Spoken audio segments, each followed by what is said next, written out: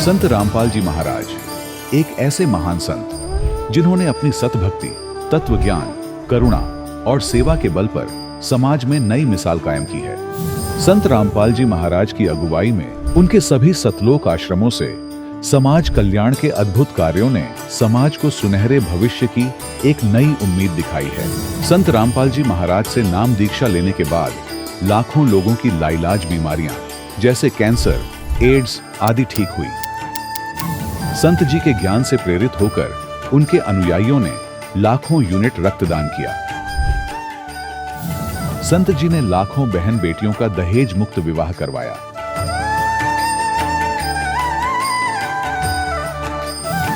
संत जी ने लाखों लोगों का नशा छुड़वाया, करोड़ों उजड़े परिवार बसे। संत जी के आश्रमों में समागम के दौरान निःशुल्क नेत्र चिकित्सा, दंत चिकित्सा प्रदान की जाती है।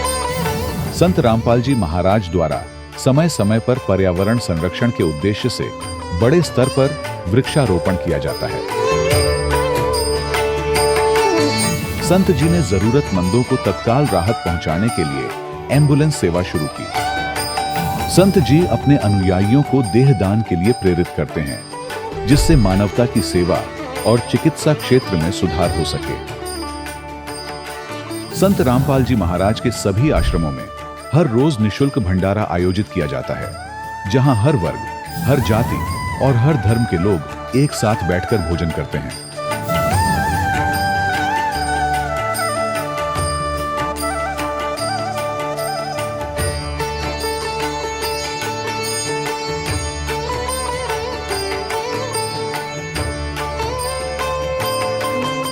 संत रामपाल जी महाराज की अन्नपूर्णा मुहिम ने गरीब और बेसहारा लोगों के जीवन में एक नई ऊर्जा और उम्मीद को जन्म दिया है।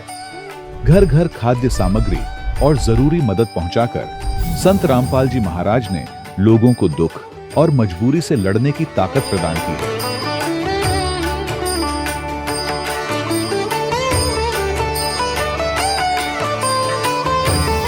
संत रामपाल जी महाराज द्वारा गरीब लोगों के लिए घर बनवाने का अद्भुत कार्य एक ऐसी मिसाल कायम कर रहा है जो सदियों सदियों संत जी की उदारता और दया भावना के तौर पर जाना जाएगा।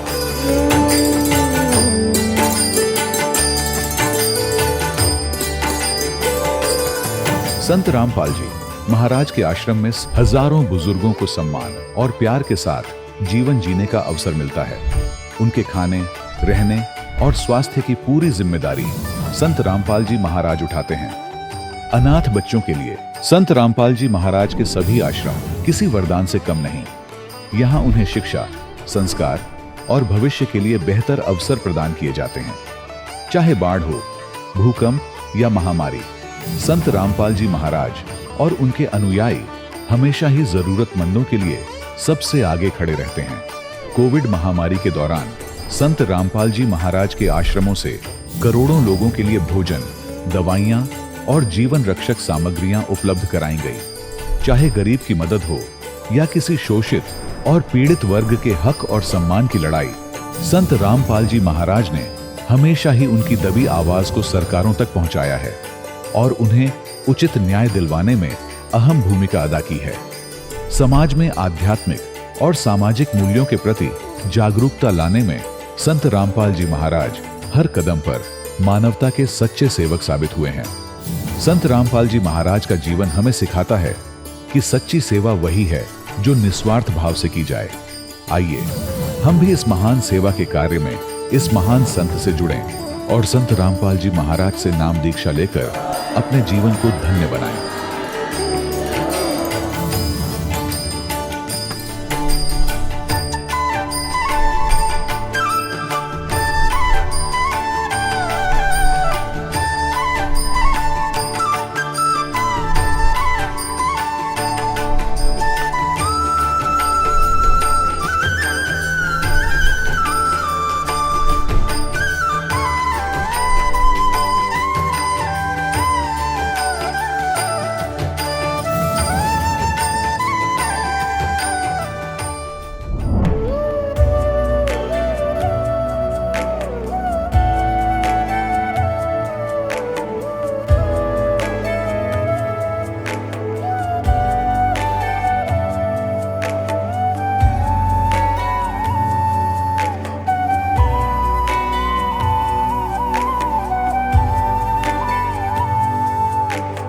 गीता 18 के श्लोक नंबर 62 में भगवान स्वयं कह रहे हैं कि अर्जुन उस परमेश्वर की शरण में जा जिसकी कृपा से परम शांति व शाश्वत स्थान अर्थात सतलोक को प्राप्त होगा।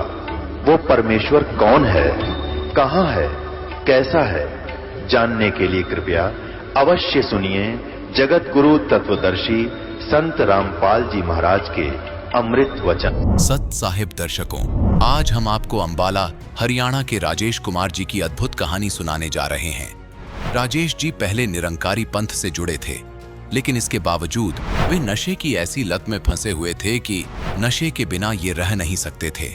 उनकी आर्थिक स्थिति भी बेहद खराब हो चुकी थी, यहाँ तक कि कोई रोजगार का साधन भी नहीं था और कर्ज का बोझ कम होने का नाम ही नहीं ले रहा था। लेकिन आज राजेश जी संत रामपाल जी महाराज की शरण में आने के बाद दुनिया को ये बता रहे हैं कि संत रामपाल जी महाराज से नाम दीक्षा लेने के बाद मेरा दुख भरा जीवन सुख में बदल गया। तो आइए जानते हैं कि राजेश जी का जीवन कैसे बदला। सुनते हैं राजेश जी की कहानी उन्हीं की जुबानी। नमस्कार जी। नमस्कार सर। सर क्या नाम है आपका? राजेश कुमार बंसल जी। राजेश जी कहाँ से आए आप? ये गांव मुकंदपुर जी, डिस्ट्रिक्ट तहसील शाहजादपुर, डिस्ट्रिक्ट अम्बाला जी। सर संत रामपाल जी महाराज की शरण में आने से पहले आप क्या भक्ति साधना करते थे? जी मैं बलाड़े वाले से नाम लिया था, 15 साल उनकी शरण में रहा। बुराड़ी वाले कौन से संत से आपने नाम दीक्षा ले रखी थी? ये साहिब दास नाम था जिनका। सर जब आप पहले भक्ति कर ही रहे थे तो फिर आपको संत रामपाल जी महाराज की शरण में आने की क्या आवश्यकता थी? क्योंकि बंदी छोड़ संत रामपाल जी महाराज का जो ज्ञान था वो शास्त्र प्रमाणित था जी। अब पढ़े लिखे तो महाराज की दया से थे ही जी, तो उसको ज्ञान को समझ अच्छी तरह भी ये भक्ति जो है ये सत्य है बिल्कुल, और शास्त्र अनुकूल साधना है। सर आपको ऐसी कौन सी बातें लगी जिनसे आपको लगा कि बुराड़ी वाले संत के पास वो ज्ञान नहीं है जो ज्ञान संत रामपाल जी महाराज ने आपको दिया है? बलाड़े वाले की भक्ति जो थी जी वो सिर्फ ब्रह्म तक की साधना थी, वो सीताराम जी के ही मंत्र देते थे वो। तो जब संत गुरु रामपाल जी महाराज ने गीता जी को खोल के दिखाया, उसमें हर वेदों को शास्त्रों को खोल के दिखाया, और जब हमने जाना भी तो भक्ति बिल्कुल सत्य ये पूर्ण परमात्मा की भक्ति है। इसी भक्ति करने से जन्म मृत्यु का रोग कटेगा, बाकी और कोई भक्ति ऐसी नहीं है जिससे जन्म मृत्यु का रोग कटेगा। सर आखिर आप संत रामपाल जी महाराज की शरण में आए कैसे? क्या माध्यम बना आपका? मेरे भाई ने नाम लिया था जी, उन्होंने मेरे को आध्यात्मिक ज्ञान गंगा किताब पढ़ने के लिए दी। मैंने उसको पढ़ा और अच्छी तरह ज्ञान को समझा, फिर गुरु जी की शरण में आया। सर हम बहुत सारे ऐसे श्रद्धालुओं से मिले हैं संत रामपाल जी महाराज के जो कहते हैं कि उनसे नाम दीक्षा लेने के बाद उनको बहुत सारे अद्भुत लाभ मिले हैं। तो सर आपको क्या लाभ मिले संत रामपाल जी महाराज से नाम दीक्षा लेने के बाद? सर मैं भी बहुत नशा करता था, सुल्फा पीता था, 20-20, 22-22 सिगरेट सुल्फे के दिन में पीता था, और शराब मिल गई शराब पीता था, भुक्की मिल गई भुक्की खाता था, फीम मिल गई फीम खाता था। इतना नशा करता था, बिना नशे के तो मैं रह ही नहीं सकता था। यानी कि मेरी माता जी भी मेरा अगर कहीं सुल्फा गिर गया उसको उठा के रख देती, भी मेरा बेटा इसके बिना नहीं रहेगा। और जैसे ही मैंने सतगुरु रामपाल जी महाराज जी से नाम उपदेश लिया 1/1/2011 को, तो 3 दिन में गुरु जी के सत्संग में रहा, नाम दाम लिया वहाँ से और सत्संग सुना। और चौथे दिन जब मैं आश्रम से बाहर आया, एक मैक्सी कब वाले भाई ने सिगरेट लगाई, जब उस सिगरेट का धुआं मेरे नाक में पड़ा तो मेरे को इतनी नफरत हो गई, मेरा शरीर एकदम कांप गया। और उसके बाद आज तक मेरे को उस नाम लेने से भी घिन आती है। सर और क्या क्या लाभ मिले आपको? आर्थिक स्थिति मेरी बहुत ख़राब थी जी, कोई रोज़गार नहीं था, मैं सिर्फ छोटा सा काम करता था, साइकिल पे फेरी वगैरह और सट्टा वगैरह भी लगाता था। जो छोटी मोटी मेरे को लाभ होता था, इनकम होती थी, कुछ उसमें से नशा कर लिया, कुछ थोड़ा बहुत अपना घर का सामान लिया। यानी बहुत स्थिति खराब थी जी, बारी बार तो खाने के लिए भी सामान नहीं होता था। जब गुरुजी से नाम उपदेश लिया, नाम लेने के 4 दिन के बाद ही मेरे को जॉब मिल गई, और मेरे को 70-80 हज़ार कर्जा था, वो सब मेरा कर्जा उतर गया 6 महीने के अंदर अंदर। 7-8 महीने के अंदर मेरे को बाइक भी मिल गई, बाइक भी हो गई। आज मेरी स्थिति बहुत अच्छी है, मानसिक स्थिति सबसे अच्छी है, मतलब मेरे को किसी भी प्रकार की आज तकलीफ नहीं है जी। सर जैसा कि आपने बताया कि आपने संत रामपाल जी महाराज से नाम दीक्षा ली और आपके घर में लाभ होना शुरू हो गए। आखिर एक संत से नाम दीक्षा लेने मात्र से, केवल उनके आशीर्वाद मात्र से इतने सारे लाभ कैसे हो सकते हैं? आप लोगों को कैसे समझाओगे? देखिए, जो बंदी छोड़ संत रामपाल जी महाराज जी भक्ति देते हैं बिल्कुल शास्त्र प्रमाणित है और सच्चा ज्ञान है। उस भक्ति को करने से ही सारे लाभ होते हैं जी। उस मंत्र के अंदर ही वो शक्ति है जिससे सब आर्थिक स्थिति सब सुधर जाती है जी। सर आप भगत समाज को क्या संदेश देना चाहते हैं? सर मैं उनसे कहना चाहूँगा कि वो एक बार संत रामपाल जी महाराज जी का सत्संग सुने ध्यान से, 15-20 दिन सत्संग सुने को अपने आप ही पता चल जाएगा कि क्या सच है और क्या झूठ है। जी धन्यवाद। सच सच। दर्शकों, अभी आपने सुने संत रामपाल जी महाराज से दीक्षा प्राप्त करके सुखी हुए भक्त के अनुभव। अब देखिए जगत गुरु तत्वदर्शी संत रामपाल जी महाराज के मंगल प्रवचन। परमपिता परमात्मा पूर्ण ब्रह्म सर्व सृष्टि रचनहार कबीर परमेश्वर जी की असीम रजा से आप सभी पुण्यात्माएं परमात्मा की महिमा सुनने के लिए उपस्थित हुए। परमेश्वर की कृपा से ये सब आपके ऊपर रहम हुआ है। आपको ऐसे समय में मानव शरीर प्राप्त हुआ है, स्त्री या पुरुष का, और पिछले संस्कार से ही आपके अंदर परमात्मा पाने की प्रेरणा प्रबल रही है। बचपन से ही आप कोई ना कोई साधना कर ही रहे थे। तो जो साधना कर रहे थे हम उसको सही मानकर ही कर रहे थे। जब तक हमें ओरिजिनल और डुप्लीकेट का ज्ञान नहीं होता तब तक हम डुप्लीकेट नोट को भी छुपा कर सीने से लगा कर रखते हैं। और जिस समय हमें कोई ज्ञान करा देता है नकली और असली दोनों साथ साथ रख के, तो फिर दुख तो बहुत होता है कि मैं ठगा गया और नकली नोट लिए फिर रहा था, लेकिन उसका अब कोई यूज नहीं, उसको फेंकना ही पड़ता है। तो पुण्यात्माओं, जो साधनाएं हम कर रहे थे वो शास्त्र विधि त्याग करके मनमाना आचरण था। श्रीमद् भगवत गीता अध्याय नंबर 16 के श्लोक 23 और 24 में स्पष्ट किया है हमारे सदग्रंथों में परमात्मा ने कि शास्त्र विधि को त्याग कर जो मनमाना आचरण करते हैं, मनमानी पूजाएं करते हैं, मनमाने मंत्र जाप करते हैं, उनको न तो कोई सुख होता है, न उनकी कोई सिद्धि प्राप्त होती है, न ही उनकी परम गति होती है। और हम परमात्मा की साधना भक्ति इन 3 कामों के लिए ही करते हैं। हमें या सुख हो, हमें ऐसी ताकत मिले, सिद्धि मिले जिससे हम अपने लोक जा सकें, और परम गति हो। इसलिए गीता अध्याय नंबर 16 के श्लोक नंबर 24 में तुरंत कहा कि अर्जुन, कर्तव्य और अकर्तव्य की व्यवस्था में कौन सी साधना करनी चाहिए, कौन सी ना करनी चाहिए, इसके लिए सदग्रंथों को ही प्रमाण मानना, किसी की दंत कथा पर विश्वास मत करना।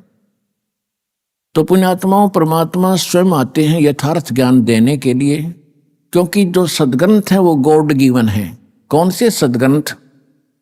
पवित्र सूक्ष्म वेद जो भगवान स्वयं आकर बोलते हैं, और पवित्र 4 वेद, सूक्ष्म वेद वो तो कंप्लीट इन ऑल रिस्पेक्ट है, ऑल इन वन है, जिसमें 4 वेदों वाला भी ज्ञान है, श्रीमद् भगवत गीता का भी ज्ञान है, और जिसके अंदर इन पुराणों का भी निष्कर्ष है कि ब्रह्मा विष्णु महेश की क्या स्थिति है, ये अजर अमर हैं या नहीं है, इनकी जन्म मृत्यु होती है या नहीं है, इनके माता पिता हैं या नहीं है।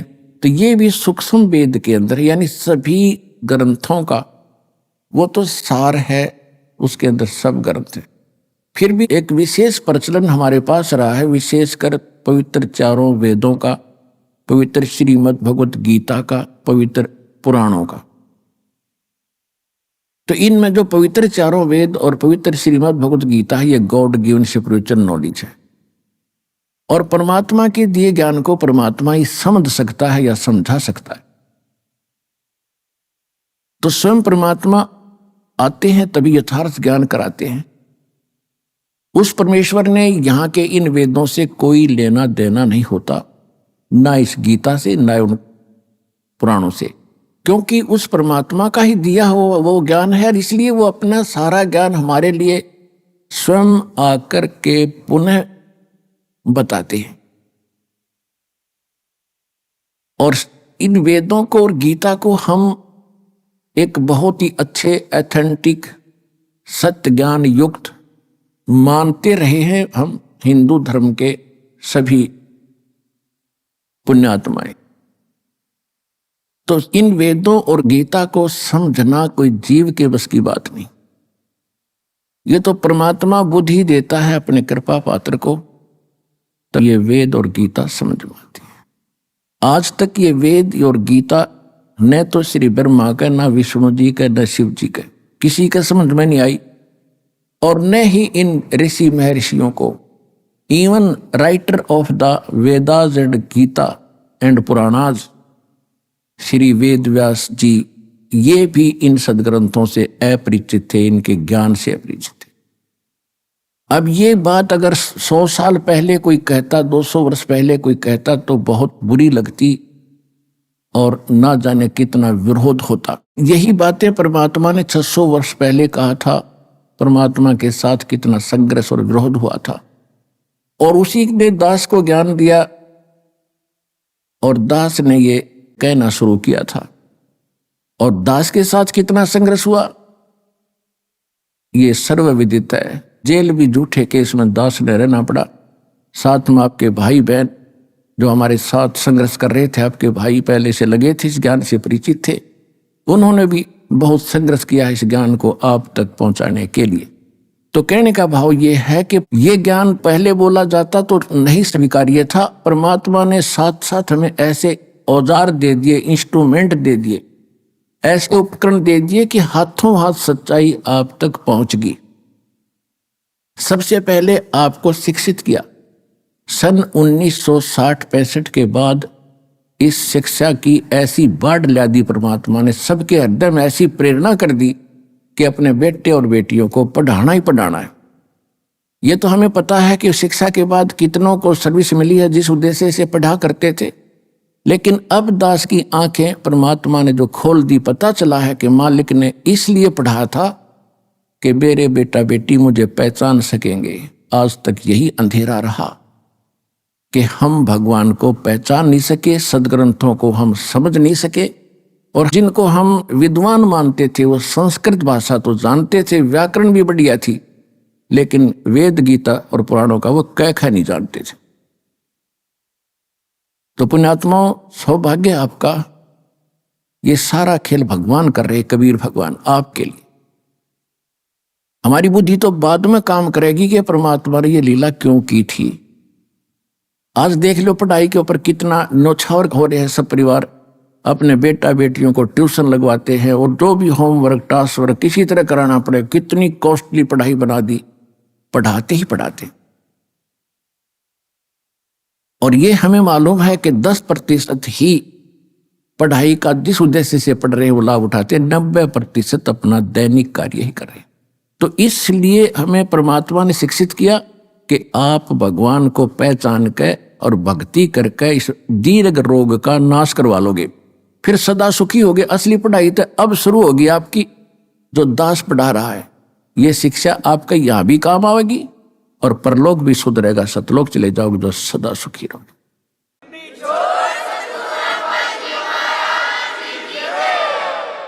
तो प्रसंग चल रहा है कि वो परमात्मा स्वयं आकर ही वो ज्ञान देते हैं, वो विधान बताते हैं। नहीं तो इन वेद और गीता को 5500 वर्ष हो चुके हैं लिखे हुओं को, कागज पर उतारे हुओं को, और इनको याद करके कोई चतुर्वेदी प्रसिद्ध हुआ। 4 वेदों को कंठस्थ याद करना कोई बालकों का खेल नहीं है, वो भी कर लिया। उन्होंने सोचा था कि शायद वेदों के पढ़ने से मोक्ष हो जाएगा, मोक्ष नहीं हुआ। विद्वान बन गए, वह अज्ञानी बन गए, अभिमानी बन गए। किसी ने 3 वेदों को कंठस्थ किया, वो त्रिवेदी कहलाए। किसी ब्राह्मण ने 2 वेदों को कंठस्थ कर लिया, याद परंपरा थी उनकी, सभी करते थे याद ऐसे, तो द्विवेदी कहलाए। लेकिन मोक्ष नहीं था। क्यों? क्योंकि गुरु बिन काहुन पाया ज्ञाना, जो थोथा बुस छड़े मूड किसाना। गुरु बिन वेद पढ़े जो प्राणी, समझे न सार रहे अज्ञानी। अब जितने भी ऋषि महर्षि थे इवन ब्रह्मा विष्णु महेश तक भी इन वेदों से अपरिचित थे, ये अज्ञानी थे, इनको ज्ञान भक्ति का नहीं था। अपने सिलेबस में चाहे कोई कितना विद्वान हो, जैसे कोई संस्कृत पढ़ता है और संस्कृत में वो कितना विद्वान हो बना रहे, कोई इंग्लिश पढ़ता है, इंग्लिश में कितना विद्वान हो बना रहे, लेकिन अध्यात्म ज्ञान के अंदर वो जीरो है, -0 है। तो ज्ञान अध्यात्म भगवान बताते हैं, भगवान स्वयं आते हैं, अपना ज्ञान आप कराते हैं। वेद प्रमाणित करते हैं कि अपने द्वारा रची हुई सृष्टि को परमात्मा स्वयं आकर ही ठीक ठीक बताते हैं। जिन सदग्रंथों को हम यथार्थ ज्ञान युक्त मानते हैं, पवित्र चारों वेद, पवित्र श्रीमद् भगवत गीता, ये तो है गॉड गिवन स्पिरिचुअल नॉलेज। और रही बात पुराण और उपनिषद, ये किसी ऋषि और संत साधु का अपना अनुभव है, अपना ज्ञान है, जैसा उसने भगवान को जाना। 18 पुराण श्री ब्रह्मा जी के द्वारा दिया गया ज्ञान है। ब्रह्मा जी से दक्ष आदि ऋषियों को प्राप्त हुआ, उनसे फिर आगे ऋषियों ने प्राप्त हुआ। उन्होंने कुछ तो ब्रह्मा जी का ज्ञान, कुछ अपना अनुभव, और उसमें ऐड करके 18 पार्ट कर दिए इसके। तो ये जो वेद से और गीता से ज्ञान नहीं मिलता है, तो वो उन ऋषि में है, ऋषियों का अपने घर का है, हमारे काम नहीं। और वेद और गीता में जो ज्ञान है, यदि वो सूक्ष्म वेद में मिलता है, जैसे श्रीमद् भगवत गीता में कुछ इस काल भगवान ने, ब्रह्म ने कुछ थोड़ी सी गड़बड़ी कर रखी है, जिसमें इसने युद्ध कराने के लिए बकवाद करी है। उदाहरण पर्याप्त होता है, दूसरे अध्याय के 37 और 38 श्लोक में ये दोगला ज्ञान दे रहा है। एक तो कह रहा है कि अर्जुन, यदि तू युद्ध में मारा गया तो स्वर्ग प्राप्ति करेगा, और यदि युद्ध जीत गया तो तू पृथ्वी का राज भोगेगा, तेरे दोनों हाथों में लड्डू। यानी लोभ लालच दिखा रहा है। फिर 38वें श्लोक में कह रहा है दूसरे अध्याय के गीता जी में कि अर्जुन, लाभ हानि न भूल के छोड़ के और निष्काम भाव से युद्ध कर ले। इस प्रकार युद्ध करने से तू पाप को प्राप्त नहीं होगा। कोई बात हुई है? लाभ हानि तो पहले आप बता रहा है कि मर गया तो स्वर्ग में जाएगा, जीत गया तो सुख भोगेगा, और फिर नो क्या लाभ हानि छोड़ दे। तो ये इस तरह की जो बकवाद है गीता में, ये तो है इस ब्रह्म काल की। बाकी जो शेष ज्ञान है, जो अध्यात्म सत्र का, भक्ति मार्ग का, वो बिल्कुल वेद वाला ही है। ये क्या था कि परमात्मा ने ये कंप्लीट स्पिरिचुअल नॉलेज, जिसको सवसम वेद, सूक्ष्म वेद भी कहते हैं, सवसम वेद भी कहते हैं, परमात्मा ने सबसे पहले जब ये सृष्टि रची थी काल की, इस काल के अंतःकरण में फैक्स कर दिया था, ईमेल कर दी थी। आज से अगर 50-100 वर्ष पहले हम ये ज्ञान देते तो आपका कतई यकीन नहीं होता। अब जो हम भौतिक विज्ञान को देख रहे हैं, परमात्मा की अध्यात्म विज्ञान है, इससे 1000 लाख करोड़ गुना सूक्ष्म और तेज है, ज्यादा एफिशिएंट है। उसको समझने के लिए इतना पर्याप्त है। जैसे आज आप अपने कंप्यूटर से कितना मैटर और कहाँ भेज देते हो, 1000 किलोमीटर दूर, और बीच में कोई तार नहीं, वहां जाके निकाल लेते हैं, इतना बड़ा ग्रंथ बन जाता है। ठीक इसी प्रकार परमात्मा ने सतलोक से इस काल के हृदय में एक सूक्ष्म वेद कंप्लीट भेज दिया था, और इसका निर्धारित समय रख दिया। जैसे बच्चा पेट में स्थापित होता है गर्भ, और 9वें महीने वो बाहर आता ही आता है, किसी के बस की बात नहीं। ठीक इसी प्रकार जब ब्रह्मा और विष्णु की उत्पत्ति इसने कर दी दुर्गा के संयोग से, यानी दुर्गा देवी और काल ये दोनों पति पत्नी हैं। ये गुप्त रहता है, इसने प्रतिज्ञा कर रखी है कि मैं किसी के सामने नहीं आऊंगा। क्यों? इसने गलती गढ़ी कर रखी है। इसको श्राप लगा है 1 लाख मानव शरीरधारी प्राणियों को रोज खाने का। तो ये सामने आ जाए, सबको पता लग जाए ये कसाई है, तो सब इससे नफरत करें, इसलिए छुपा रहता है। गीता अध्याय नंबर 7 के श्लोक नंबर 24 और 25 में स्वयं कहता है कि अर्जुन, ये मूर्ख लोग मुझ अव्यक्तम व्यक्ति अपनम मनन्ते, मुझ अव्यक्त को, अव्यक्त माने मैं गुप्त रहता हूं, अपनी योग माया से छुपा रहता हूं, मैं किसी के समक्ष नहीं आता।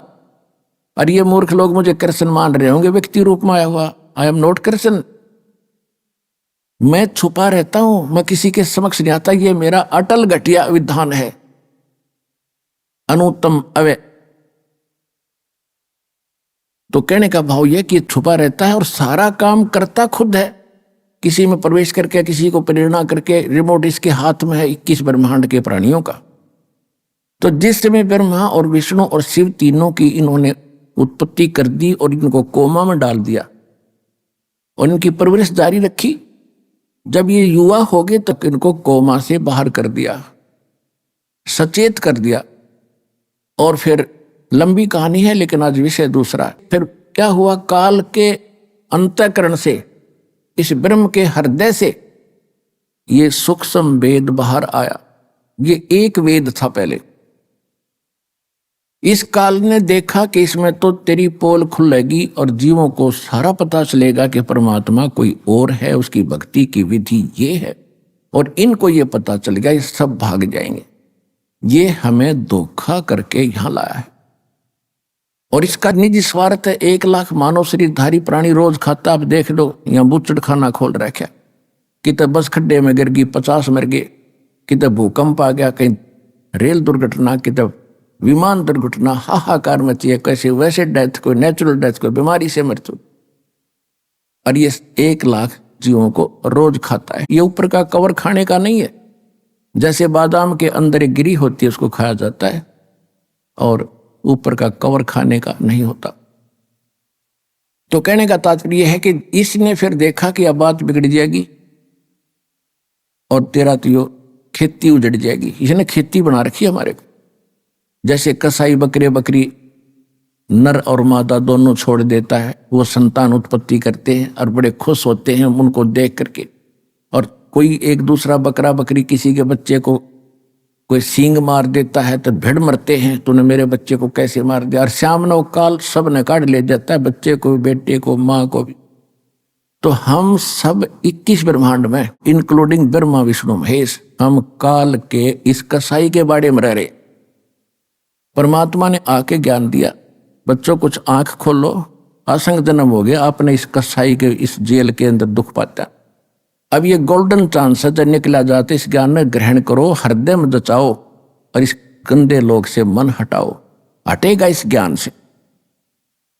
तो इसने क्या किया, जो विशेष रहस्य और मूल ज्ञान था इसने नष्ट कर दिया। इसने छांट छूट के 4 वेद रख लिए ताकि ये मिसगाइड भी रहें। कंप्लीट ज्ञान नहीं है चारों वेदों, केवल ओम का नाम है, ओम ब्रह्म तक की साधना है। और वेदों में यह भी लिखा कि परमात्मा कोई और है, वो तो गुप्त रहता है। मैं ब्रह्म हूं, मैं दिव्य आकाश रूपी ब्रह्मलोक में रहता हूं। मेरा ओम नाम है, वो परमात्मा गुप्त है, उसके पाने का 3 मंत्र का जाप है। अब इसने ये तो हिंट तो कर दिया, लेकिन वो नाम नहीं पता, वो खत्म कर दिए। इसको खुद नहीं मालूम क्योंकि उसने जल्दी जल्दी में नष्ट कर दिए। तो उसकी पूर्ति के लिए परमात्मा स्वयं आते हैं। जैसे ऋग्वेद मंडल नंबर 9 सूक्त 1 मंत्र 8 और 9 में, ऋग्वेद मंडल नंबर 9 सूक्त 67 मंत्र 26 में यह स्पष्ट किया है कि वो परमात्मा 3 प्रकार से हमारे केयर टेक करता है, 3 प्रकार के शरीरों से, 3 सतिथि से। एक सतिथि है परमात्मा सत्यलोक में रहते हैं, एक सिंहासन के ऊपर यानी तख्त के, तख्त कहते हैं जैसे दिल्ली के तख्त पर, जैसे हम पढ़ा करते इतिहास, दिल्ली के तख्त पर अकबर बादशाह का शासन था। तख्त माने सिंहासन, राजगद्दी। तो परमात्मा सतलोक में सिंहासन पर अनंत कोट ब्रह्मांड के राजा महाराजा सम्राट के रूप में विराजमान है। उनके सिर पर मुकुट है, ऊपर श्वेत छत्र है दाता के, और एक बहुत सुंदर गुम्बद है, बहुत बड़ा। जैसे ये मंदिर वगैरह बनाए गए हैं, मंदिरों की स्थिति तो अलग बना दी, लंबी चोटी कर दी, उसकी चोटी लंबी नहीं है, गोलाई है, गुम्बज टाइप। और उसके अंदर मालिक बैठे हैं जिनके एक रोम यानी शरीर के बाल को रोम कहते हैं, और जहां बाल उगा है उसको रोमकूप कहते हैं। तो एक रोम की परमात्मा के प्रकाश इतना है जैसे करोड़ सूर्य करोड़ चंद्रमा मिला दे तो भी फीका पड़े, इतना नूर है उस परमपिता के, पूरी बॉडी का अंदाजा लगा सकते हो। तो वहां वो बैठे हैं। दूसरी स्थिति में वही परमात्मा प्रत्येक युग में एक लीला करते हैं हमारे लिए। एक शिशु रूप धारण करके ऊपर से आते हैं, किसी तालाब के अंदर कमल के फूल के ऊपर शिशु रूप धारण करके, छोटे बालक का रूप धारण करके वो विराजमान होते हैं। और वहां से कोई निसंतान दंपति, कोई जिनका संतान ना हो, बे औलादे, वो पति पत्नी उनको उठा ले जाते हैं। वहां परमात्मा की परवरिश की लीला होती है, और परमात्मा की परवरिश की लीला कंवारी गायों से होती है। अब ये तो है वेद ज्ञान। ये दूसरी स्थिति में परमात्मा ऐसे आते हैं। और तीसरी स्थिति उनकी क्या है कि वे कहीं भी कभी भी प्रकट हो जाते हैं, एक साधु संत महात्मा या कोई अन्य रूप बना के, और अपनी प्यारी आत्माओं को मिलते हैं, उनको भी यथार्थ ज्ञान समझाते हैं, उनको ज्ञान देते हैं और सतलोक से परिचित करा के उनको वापस छोड़ देते हैं। कलयुग के अंदर इस परमात्मा की लीला विशेष पिक्चर में है, विशेष प्रमाणित है। इसी से अंदाजा लगा लेना कि चारों युगों में परमात्मा ने ऐसा ही किया है। तो इसमें जो तीसरी स्थिति में परमात्मा आए हैं वो किन किन महापुरुषों को मिले हैं जो दास के नॉलेज में है। आदरणीय धर्मदास साहिब जी, आदरणीय मुल्कदास साहिब जी, आदरणीय नानक साहिब जी सिख धर्म के प्रवर्तक, आदरणीय दादू साहिब जी, आदरणीय गरीबदास साहिब जी गांव छुड़ानी जिला जोधपुर हरियाणा वाले, आदरणीय गीसा दास साहिब जी गांव खेखड़ा जिला बागपत उत्तर प्रदेश वाले, और आदरणीय स्वामी रामानंद जी काशी वाले आचार्य पंडित जी उनको मिले थे। आज आपको जो परमात्मा कलयुग के अंदर प्रकट हुए उसकी जानकारी देंगे, क्योंकि परमात्मा के ज्ञान को हम समझ नहीं सके। और हमारे धर्मगुरु कबीर परमात्मा को एक धानक, एक शूद्र, एक जुलाहा कह करके हमारे हृदय में उनके प्रति नफरत पैदा कर रखी थी कि वो तो शूद्र जाति का था, अनपढ़ था, वो पता नहीं क्या क्या बकवाद करता था। और यहां तक बकवाद कर रखी थी कि वो किसी विधवा ब्राह्मणी का जन्म लिया था, और वो शर्म के मारे कहीं डाल गई थी कि इन लोगों ने तो ठेका ले रखा था, काल के एजेंट बन गए थे, ये भगवान से हमें दूर रखने का एग्रीमेंट कर रहे थे काल से। लेकिन ये एग्रीमेंट कब तक चलेगा मालिक के सामने? परमात्मा ने समय रख दिया था कि चौथा युग जब कलयुग आवे तब हम अपना अंश पठावें। काल फंद छूटे नर लोई, सकल सृष्टि परवानी खोई, घर घर देखो बोध विचारा, सत नाम सब ठोर उचारा। कलयुग बीते 5505 जब ये वचन मेरा होगा सच्चा, कलयुग बीत जावे जब एता, तब सकल जीव परम पुरुष पद चेता। तो इस समय इब आ गया भगवान के बारे में कंप्लीट जानकारी आपको परमात्मा ने इस दास के माध्यम से करवाना है, और वो करवाई दी है। तो क्योंकि परमात्मा परमात्मा ही होता है, उनका कोई भी काम इनकम्प्लीट नहीं होता, उसमें कोई त्रुटि नहीं होती, कोई मीन मेख नहीं होती। तो परमेश्वर स्वयं आए और अपने प्यारी आत्माओं को अपना विटनेस बनाया, गवाह बनाया, साक्षी बनाया। जिन महापुरुषों के शुभ नाम दास ने अभी आपको बताए, इनको परमात्मा ने साक्षी बनाया। इनमें से विशेष रोल जो रहा है एक धर्मदास जी का, और दूसरा रहा है विशेष रोल आदरणीय गरीबदास साहिब जी का, क्योंकि इन दो महात्माओं को परमात्मा ने विशेष ज्ञान दिया है। ज्ञान तो और भी महापुरुषों को दिया क्योंकि भगवान से परिचित करा दिए, लेकिन उनकी जो वाणी थी वो कंप्लीट हमारे हाथ लगी नहीं। और धर्मदास जी के द्वारा जो कबीर सागर, कबीर वाणी, कबीर बीजक, कबीर साखी, कबीर शब्दावली जो भी लिखवाई थी, बीच में लंबा समय बीत जाने से काल के दूतों ने अपने अपने हिसाब से अपनी बुद्धि अनुसार उनमें कुछ परिवर्तन कर दिया, कुछ निकाल दी। कबीर सागर में या कबीर साहिब की वर्तमान चल रही किसी भी लिटरेचर में जो आरती हम करते हैं कबीर परमात्मा की, शाम आप देखते हो, वो किसी में नहीं मिलेगी आपको। और ये है कबीर साहिब की, तो ये उनमें नहीं है, तो ये निकाल दी गई उनके द्वारा।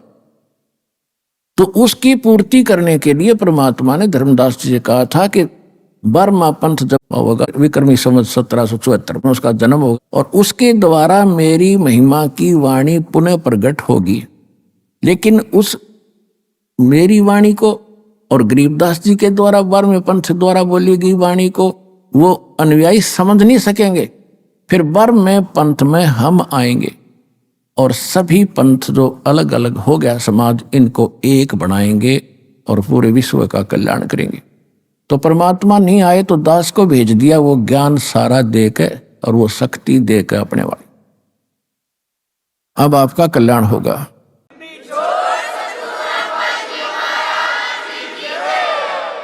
तो प्रसंग उठा है कि गरीबदास जी ने परमात्मा के बारे में कहा, ना सतगुरु जननी जने उनके माने बापे, पिंड ब्रह्मंड से रहित है जाना तीनों तापे।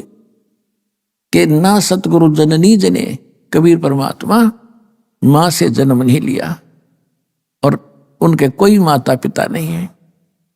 और जब गोरखनाथ जी के साथ गोष्ठी हुई थी और गोरखनाथ जी के छक्के छुड़ा दिए थे, सिद्धि में भी वो फेल कर दिया था, तब गोरखनाथ जी ने पूछा था, भगवान आप कौन हो? मेरे सामने सिद्धि में कोई टिकने वाला आज तक नहीं था।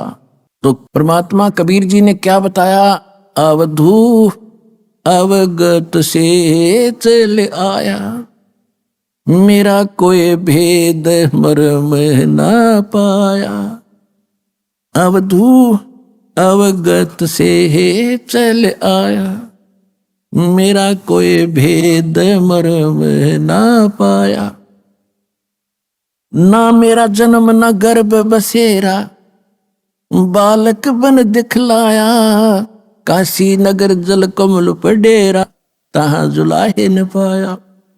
मात पिता मेरे कछु नाही, ना मेरे घर दासी, जुल्ला का सुत आने कहाया, ये जगत करो मेरी हंसी। मात पिता मेरे कछु नाही, ना मेरे घर दासी, जुल्ला का सुत आने कहाया, जगत करे मेरी हंसी। 5 तत्व का धड़ना मेरा, जानू ज्ञान अपारा, सत्य स्वरूपी नाम साहिब का, वो है नाम हमारा। 5 तत्व का धड़ना मेरे, जानू ज्ञान अपारा, सत्य स्वरूपी नाम साहिब का, वो है नाम हमारा। अधर द्वीप और गगन गुफा में तानज वस्तु सारा, तेरा ज्योत स्वरूपी अलख निरंजन, वो धरता ध्यान हमारा। अधर दीप और गगन गुफा में तानज वस्तु सारा, तेरा ज्योत स्वरूपी अलख निरंजन, ये भी धरता ध्यान हमारा। हाड चाम लहू ना मेरे, कोई जाने सतनाम उपासी, तारण तरण अभय पद दाता, मैं हूं कबीर अविनाशी। हाड चाम लहू ना मेरे, कोई जाने सतनाम उपासी, तारण तरण अभय पद दाता, मैं हूं कबीर अविनाशी। परमात्मा ने कहा कि ना मेरा जन्म ना गर्भ बसेरा, एक बालक बन दिखलाया, और काशी नगर जल कमल पर डेरा, तहां जुलाहे न पाया। भाई मात पिता मेरे कछु नाही, ना मेरे घर दासी, और जुल्ले का सुत आन कहाया, यो जगत करे मेरी हंसी। मेरे कोई माता पिता नहीं, ना मेरा कोई पत्नी थी, और कोई संस्कार था पिछला इनके साथ मेरा, क्योंकि ये नीरू नीमा जो जुलाहे थे, ये द्वापर युग में सुदर्शन भगत के माता पिता थे। और सुदर्शन भगत ने एक बात मांगी थी, परमात्मा आपने सब कुछ दे दिया, नाम दे दिया, ऐसा ज्ञान दे दिया, पर दुर्भाग्य रहा मेरे माता पिता का, उन्होंने आपका ज्ञान सुना नहीं, ना आपकी बात मानी, ना नाम लिया दाता। और माता पिता का कर्ज मेरे से उतरेगा कैसे दाता, एक दया करियो, उनको किसी जन्म में शरण में लेकर पार करना दाता। तो परमात्मा ने सोचा था कि ये मूर्ख भी मरेगा माँ बाप के मुंह में, तो परमात्मा ने कहा था या चिंता छोड़, टेंशन छोड़ दे तू, उन्हें मैं पार करूंगा। तो तब संतोष हुआ था उस भोले भगत के। अभी आपने सुने संत रामपाल जी महाराज के मंगल प्रवचन। आइए अब सुनते हैं संत रामपाल जी महाराज से नाम दीक्षा लेकर सतभक्ति करके अद्भुत लाभ प्राप्त करने वाले अनुयायी के विचार।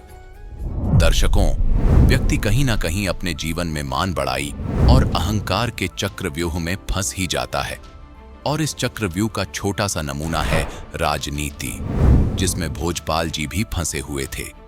भोजपाल जी पीलीभीत, उत्तर प्रदेश के रहने वाले हैं। इन्होंने अपने जीवन के कुछ साल राजनीति में बिताए और इसके साथ साथ इन्होंने आनंदपुर धाम के द्वारा बताई गई भक्ति साधना को किया। लेकिन आज भोजपाल जी सब कुछ छोड़ छाड़ कर संत रामपाल जी महाराज जी की शरण में है। क्या वास्तव में ये संभव है कि मनुष्य राजनीति की चकाचौंध को छोड़कर भक्ति पर लग जाए?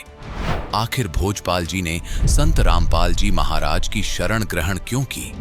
आइए जानते हैं भोजपाल जी की कहानी उन्हीं की जुबानी।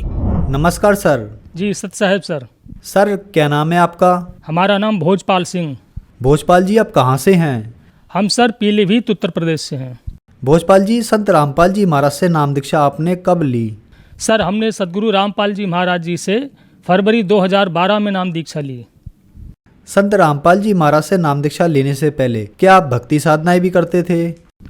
जी, सदगुरु रामपाल जी महाराज जी की शरण में आने से पहले हम श्री परमहंस अद्वैत मत श्री आनंदपुर मध्य प्रदेश से जुड़े हुए थे। सर वहाँ हम तो बचपन से ही, मैंने हमारे पिताजी भी वहीं के प्रचारक थे, तो जन्म से ही हम वहाँ से थे। हमने लगभग 44 साल वहाँ की भक्ति की। फिर आप संत रामपाल जी महाराज की शरण में कैसे आए? जी, सदगुरु रामपाल जी महाराज जी की शरण में आने का एक कारण था कि हमको बीमारी हो गई थी। 2011 में हम अस्वस्थ हुए और हमको लूज मोशन शुरू हो गए। तो लूज मोशन शुरू होने पर हम इतने अस्वस्थ हो गए कि हमने ऑफिस जाना भी बंद कर दिया और हम चारपाई पर घर पर ही लेटे रहते थे। तो चूँकि आध्यात्मिक जगत से जुड़े हुए थे, इसलिए चारपाई पर लेटे लेटे हम सत्संगों को टेलीविज़न पर देखते रहते थे, सुनते रहते थे। उसी दौरान चैनल पर हमको संत रामपाल जी महाराज जी का सत्संग मिला और उसमें संत रामपाल जी महाराज जी उस नाम की व्याख्या कर रहे थे जो नाम हमारे श्री आनंदपुर वाले गुरु जी ने दिया हुआ था।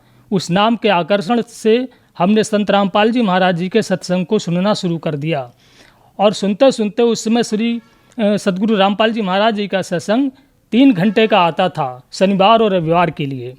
तो हमने पूरा सत्संग श्री रामपाल जी महाराज जी का सुना और सुनने के बाद में हमने अपने पिताजी को भी बुलाया जो प्रचारक थे श्री आनंदपुर के, उन्होंने भी सुना। और सुनने के बाद में इतनी जिज्ञासा उत्पन्न हुई हमारे पूरे परिवार के अंदर कि हम लोग अगले दिन सदगुरु रामपाल जी महाराज जी के सत्संग के आने का इंतज़ार करने लगे।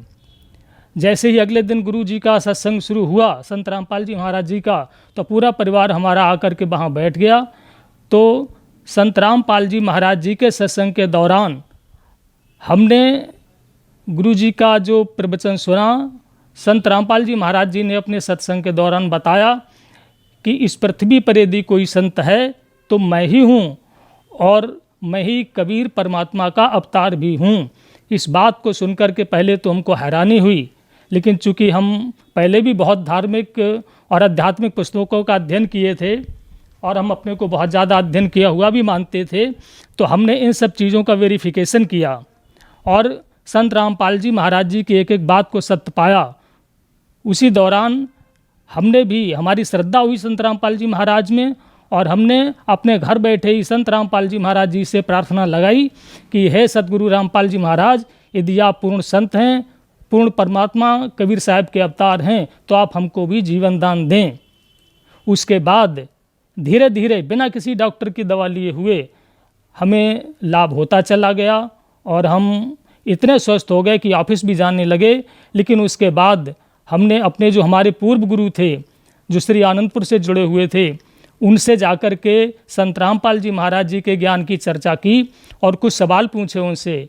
तो उन्होंने हमारे सवालों के जवाब दिए बिना हमको ये कह दिया है कि तुम घमंडी हो गए हो, तुमको ऐसे प्रश्न नहीं पूछने चाहिए गुरु से। हमने कहा कोई बात नहीं, लेकिन आप हमें बताइए। उन्होंने हमको कुछ नहीं बताया, तो हमने उनसे परमिशन ली। हमने कह दिया आप हमको ऐसा ज्ञान नहीं बता पा रहे हैं तो आप हमें आज्ञा दीजिए कि हम दूसरे गुरुजी की शरण में जाएं। तो उन्होंने हमें परमिशन दे दी और हम संत रामपाल जी महाराज जी की शरण में चले गए।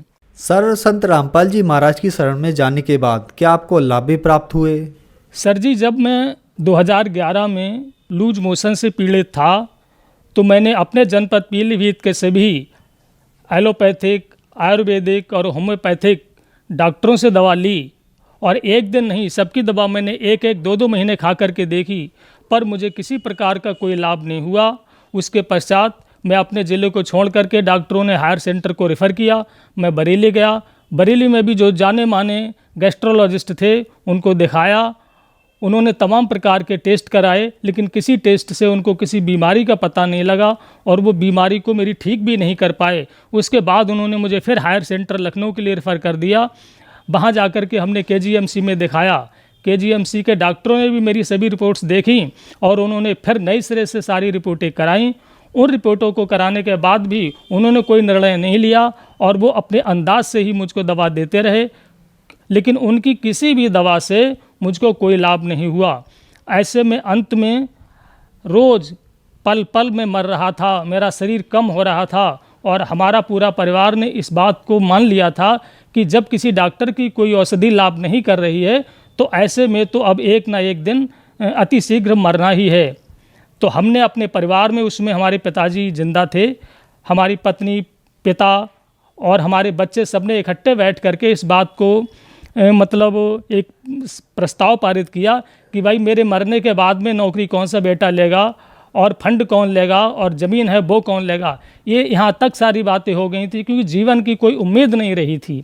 ऐसे में संत रामपाल जी महाराज जी का टीवी पर सत्संग एक उम्मीद की किरण लेकर के आया और वहाँ संत रामपाल जी महाराज जी का हमने सत्संग सुना। उसके बाद में हमने SMS करके ज्ञान गंगा पुस्तक को मंगाया, उस पुस्तक का अध्ययन किया और हमने अपने घर से ही बिना संत रामपाल जी महाराज जी से नाम दीक्षा लिए हुए, बिना आश्रम पर गए हुए प्रार्थना लगाई कि हे महाराज, सदगुरु रामपाल जी महाराज, आप पूर्ण संत हैं, पूर्ण परमात्मा के अवतार हैं, आप हमको जीवन दान बख्शें।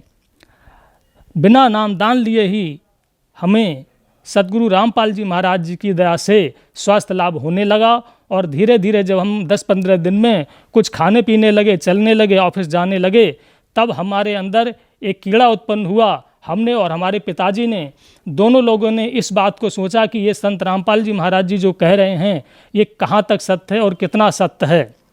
फिर हमने शास्त्रों को मिलाया, अध्ययन किया और अंत में ये पाया कि ये बिल्कुल ठीक कह रहे हैं। तब हम और हमारा पूरा परिवार आश्रम के लिए पीलीभीत से रवाना हुए। इसमें एक दिलचस्प मैं घटना बताना चाहूँगा भगत जी कि जब हम आश्रम जा रहे थे तो हमको रास्ता नहीं मालूम था। हम दोपहर के बाद अपनी पीलीभीत से चले थे तो रात के लगभग 2-2:30 बजे हम जींद में पहुँचे। तो वहाँ पहुँचने के बाद भगत जी रात में हमने वहाँ पर एक व्यक्ति खड़ा हुआ था, उससे रास्ता पूछा तो उसने कहा जी हम भी सत्संग में चल रहे हैं, हमें भी लिए चलो। हमने कहा ठीक है, आप भी हमारी गाड़ी में बैठ जाइए। लेकिन हमको पता नहीं था ये बंदा कौन है। तुरंत ही, ये तो मुझे बाद में पता लगा कि जिस दरोगा ने आकर के हमारी गाड़ी को रोका वो और कोई नहीं, संत रामपाल जी महाराज जी थे। उन्होंने आकर के पूछा, बोले भाई इस लड़के को आपने गाड़ी में बैठा लिया, आप इसे जानते हैं? हमने कहा जी नहीं जानते हैं। बोले फिर आपने इसे क्यों बैठा लिया? और उसके बाद में वो दरोगा जी उस लड़के से पूछने लगे भाई तू कौन है, तेरा क्या नाम है? तो उसने अपना नाम बताया। लेकिन उस दरोगा जी ने कहा, बोले भाई ऐसा कर, अपना ये साल हटा और अपनी पगड़ी खोल। तो जब उसने अपनी साल हटाई तो वो लड़का नहीं वो लड़की निकली। तो हम उस रहस्य को नहीं समझ पाए, हमने ये क्या बात है। हमको उन्होंने डांटा दरोगा जी ने, बोले जिसको आप जानते नहीं हैं आपने गाड़ी में उसे क्यों बैठा लिया? तो हमने कहा सॉरी सर। और हमने कहा कोई हमारे लिए आदेश? बोले नहीं कोई आदेश नहीं, आप जाइए जहाँ जा रहे हैं। वहाँ से जब हम चले तो हमको फ़ौरन आधे मैंने इस बात का आइडिया हो गया हमने कि कोई यहाँ पर हमारे साथ दुर्घटना घटित होने वाली थी। जैसे ही हम लगभग 1 किलोमीटर वहाँ से गाड़ी पे चले तो 8-10 लड़के बीचों बीच रोड पर खड़े हुए थे और उन्होंने हमको हाथ दिया, लेकिन हमने अपने ड्राइवर को कहा नहीं भाई गाड़ी मत रोकना, भले ही चाहे कोई नीचे आ जाए, बाद में सब देख लेंगे। और इस तरीके से वो जो लड़की हमारी गाड़ी में लड़का बन करके बैठी थी, उस गिरोह का सदस्य थी, वो हमारी गाड़ी लूटने के लिए थे। तो हम आश्रम पर पहुँचे तो हमने देखा, हमने कि दरोगा जी तो वही हैं, सतगुरु रामपाल जी महाराज जी को हमने देख करके पहचान लिया। उसके पश्चात सर जी हमारे बेटे ने नामदान ले लिया सतगुरु रामपाल जी महाराज जी से, हमारे पिताजी ने ले लिया, हमारी बहन ने ले लिया और हम उस समय तक नामदान नहीं ले पाए, पर हम दर्शनों की लाइन में लग गए थे। लूज मोशन हमारा ठीक हो गया था संत रामपाल जी महाराज जी से, मतलब नामदान लेने से पहले प्रार्थना करने मात्र से ठीक हो गया था। एक बात मैं और बताना चाहूँगा कि मैं राजनीति करता था तो मेरे अंदर सभी एक नेता वाले अवगुण भी मौजूद थे उस समय, और मुझे क्रोध भी बहुत आता था और सत्ता की मतलब हनक भी मेरे अंदर थी। तो मैंने कहा ऐसा भी कहीं होता है। लेकिन फिर मैं बताना चाहूँगा आपके लिए कि संत रामपाल जी महाराज जी रूप बदल करके आए और उन्होंने मेरा हाथ पकड़ा और वहाँ ले जा कर के मुझे जहाँ नामदान मिलता है वहाँ ले जा कर के बिठाल दिया और बोले कि नहीं पहले नामदान लो। सर जी फिर मैंने नामदान लिया। उसके बाद नामदान लेने के बाद में जब हम आश्रम से अपने घर के लिए चले तो फिर मैंने गलती कर दी। जैसे ही आश्रम से बाहर निकले तो मेरे मित्र भी साथ में थे गाड़ी में, मैंने अपने मित्र को कुछ अपशब्द कह दिए। वहाँ से चलने के लगभग 15-20 मिनट के बाद में ऐसा हुआ कि मेरी आंखें एकदम आ गईं, जिनको आंखों का दुखना कहते हैं। कंजक्टिवाइटिस मुझको हो गया और 10-15 मिनट के अंदर मेरी आंखों से पीप निकलने लगा, पस पड़ गया, आंखों में पस निकलने लगा। तो मैं एकदम घबरा गया। लेकिन संत रामपाल जी महाराज जी की ऐसी कृपा थी कि जिस समय मुझको प्रथम मंत्र महाराज जी के द्वारा दिया गया मुझको तत्काल ही वो याद हो गया। तो उस समय जब मुझको मेरी आंखों से पस निकलने लगा, पानी निकलने लगा, मुझे दिखना बंद हो गया, गाड़ी में बैठे बैठे मैंने संत रामपाल जी महाराज जी द्वारा दिया हुआ प्रथम मंत्र का जाप किया। तो मैं खुद इस बात से अचंभित था कि मुझको 2-2.5 घंटे के बाद मेरी जैसे आंखें पहले स्वस्थ थीं तुरंत हो गईं। क्योंकि मैं होम्योपैथिक का एक डॉक्टर भी था छोटा मोटा, तो मुझे मालूम था कि कोई ऐसी दवा नहीं है कि जो 2 घंटे में किसी की भी आंख को ठीक कर दे। तो मैं इसके लिए संत रामपाल जी महाराज जी के चरणों में दंडवत प्रणाम करता हूँ। फिर मैं घर आया तो घर आकर के चूँकि अभी मैं भगत नहीं बन पाया था, नामदान मैंने अवश्य ले लिया था, मेरे अपने बच्चे से हार्ट अटैक हो गई थी। उस दौरान भी मैंने कुछ अपशब्दों का प्रयोग किया। रात में मेरी नाक से ब्लीडिंग होने लगी, मुझको ब्रेन हेमरेज हो गया था और ब्रेन हेमरेज होने पर मेरे बच्चों ने मुझे ENT हॉस्पिटल में भर्ती कराया। मेरी हालत को देख करके डॉक्टर भी घबरा गया, लेकिन उसने कहा कि चलो हम भर्ती कर लेते हैं।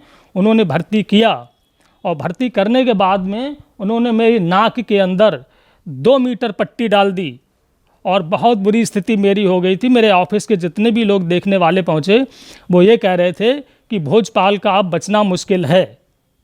पर संत रामपाल जी महाराज जी से मेरे बेटे ने फिर प्रार्थना लगाई और वहाँ से उत्तर आया कि परमात्मा दया करेंगे। तो 3 दिन के अंदर ही, जहाँ डॉक्टर को उम्मीद नहीं थी, मुझको उस ब्रेन हेमरेज की बीमारी से छुटकारा मिला, मैं ठीक हो गया। डॉक्टर ने बताया था कि आपको ब्रेन हेमरेज हुआ, नहीं तो डॉक्टर को उम्मीद नहीं थी कि ये बच भी पाएंगे। लेकिन मैं राजनीतिक व्यक्ति था तो इसलिए वो मुझे एडमिट करने से मना भी नहीं कर पाए और उन्होंने जिला अध्यक्ष के दबाव में आकर के मुझको एडमिट कर लिया। तो जब मेरे बेटे ने संत रामपाल जी महाराज जी के दरबार में प्रार्थना लगाई कि हमारे पापा इस तरह से बहुत ज़्यादा गंभीर बीमार हैं, तो वहाँ से उत्तर मिला कि परमात्मा दया करेंगे और संत रामपाल जी की दया से मैं ठीक हो गया। इस बात से डॉक्टर भी अचंभित था, क्योंकि जब मेरे बच्चे डॉक्टर के पास में मेरे ठीक होने के बाद में गए, क्योंकि मुझे ऑफिस से मेडिकल का रिम्बर्समेंट मिलता है, तो बिल पर साइन कराने के लिए गए तो डॉक्टर ये कह रहा था, बोले बेटे एक बात बताओ, तुम्हारे पापा ठीक कैसे हो गए? हमने तो सोचा था कि अब ये ऐसे ही चले जाएंगे, और हम तो केवल कुछ नहीं एक ड्रिप चढ़ा दिए और उनको 1-2 गोली पैरासीटामॉल वगैरह की ऐसी देते रहे। बोले हमें मालूम था कि बचना नहीं है, लेकिन आप लोगों के दबाव में हमने ऐसा उनको एडमिट कर लिया, लेकिन वो ठीक हो गए। तो हमारे बच्चे इनका बोले तो बंदी छोड़ सतगुरु रामपाल जी महाराज की दया है डॉक्टर साहब, आप नहीं समझ पाओगे जी। और एक लाभ मैं और बताना चाहूँगा कि मेरे पिताजी जो श्री आनंदपुर मतलब श्री परमहंस अद्वैत मत ट्रस्ट के प्रचारक भी थे। मैं अपने पिताजी से कहता था कि भाई पिताजी आप एक बात बताओ, आप इतने बड़े भक्त हो कि आपके बिना वहाँ का कोई सत्संग नहीं होता है, लेकिन आप जब वहाँ सत्संग सुना कर बाहर निकलते हो तो बीड़ी ज़रूर पीते हो। तो मेरे पिताजी ने कहा कि बोले हाँ ये तो अवगुण है मेरे अंदर। मैंने कहा फिर आप छोड़ते क्यों नहीं हो? उसमें हम वहीं जुड़े हुए थे श्री आनंदपुर जी के गुरु जी से। तो उन्होंने कहा कि छोड़ने की तो मैं बहुत कोशिश किया हूँ, कई बार छोड़ा भी है, लेकिन मैं फिर से शुरू कर देता हूँ। तो मैंने कहा कि फिर ऐसे कुछ नहीं होगा। लेकिन मुझे भी इस बात का ताज्जुब है कि जब मेरे पिताजी संत रामपाल जी महाराज जी की शरण में आए तो उन्होंने बिना कहे और एक ही बार में बीड़ी छोड़ दी और उसके बाद फिर उन्होंने कभी बीड़ी को हाथ से तक नहीं छुआ। सर, संत रामपाल जी महाराज से नाम दीक्षा लेने के बाद आपको बहुत सारे लाभ प्राप्त हुए। आप और आपके पिताजी तो परमहंस जी से बहुत सालों से जुड़े रहे और प्रचारक भी रहे, लेकिन इसके बावजूद उनका नशा नहीं छूट पाया। और संत रामपाल जी महाराज से नाम दीक्षा लेने के बाद आप लोगों का नशा छूट गया। तो सर, संत रामपाल जी महाराज के पास ऐसी क्या दवाई भक्ति है जो इतने सालों का नशा संत रामपाल जी महाराज से जुड़ने के बाद एकदम से छूट जाता है? सर जी, सदगुरु रामपाल जी महाराज जी के पास में जो सबसे बड़ी दवाई है वो है सतनाम।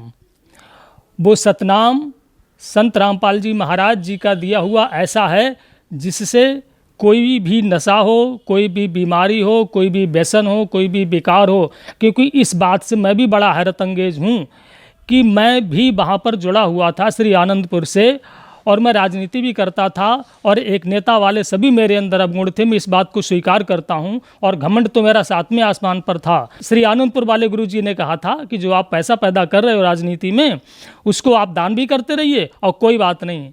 लेकिन जब मैं सदगुरु रामपाल जी महाराज जी की शरण में आया तो रामपाल जी महाराज जी ने सीधे कह दिया, बोले बेटे एक काम करो, या राजनीति करो या भक्ति करो।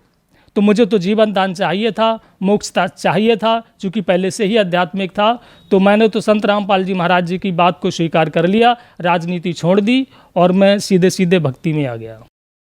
सर, जो दर्शक आज आपको देख रहे हैं, आप उनके लिए क्या संदेश देना चाहेंगे? सर जी, जो भी दर्शक आज मुझको देख रहे हैं उनको संदेश नहीं, संदेश तो परमात्मा देते हैं। दास इस बात की प्रार्थना करना चाहेगा। देखिए, पहले भी मैं गुरुजी की शरण में था, लेकिन श्री आनंदपुर वाले गुरुजी ने ये नहीं बता पाया कि परमात्मा कौन है।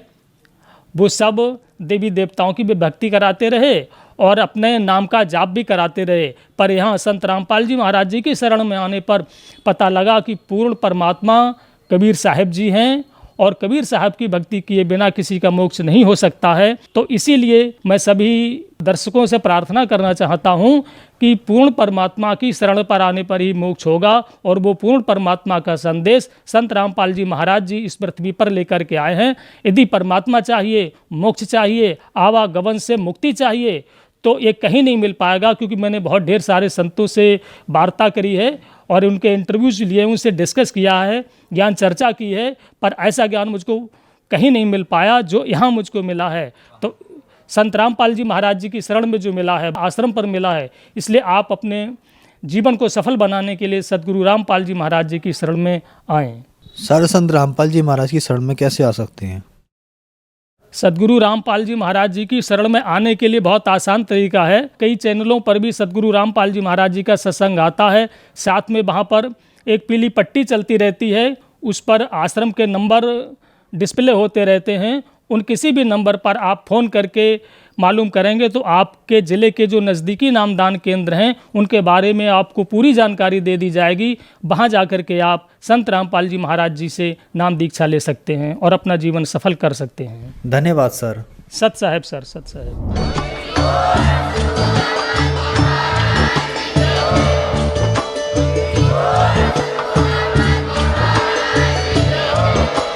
आप सुन रहे थे जगत गुरु तत्वदर्शी संत रामपाल जी महाराज जी के मंगल प्रवचन। अधिक जानकारी के लिए विजिट कीजिए हमारी वेबसाइट www.jagatgururampalji.org। संत रामपाल जी महाराज जी के शुभ आशीर्वाद से पूरे विश्व भर में 500 से भी ज्यादा नाम दीक्षा केंद्र हैं, जिन पर संत रामपाल जी महाराज जी द्वारा ऑनलाइन निःशुल्क नाम दीक्षा दी जा रही है। अपने नजदीकी नाम दीक्षा केंद्र का पता करने के लिए संपर्क करें 8222880541।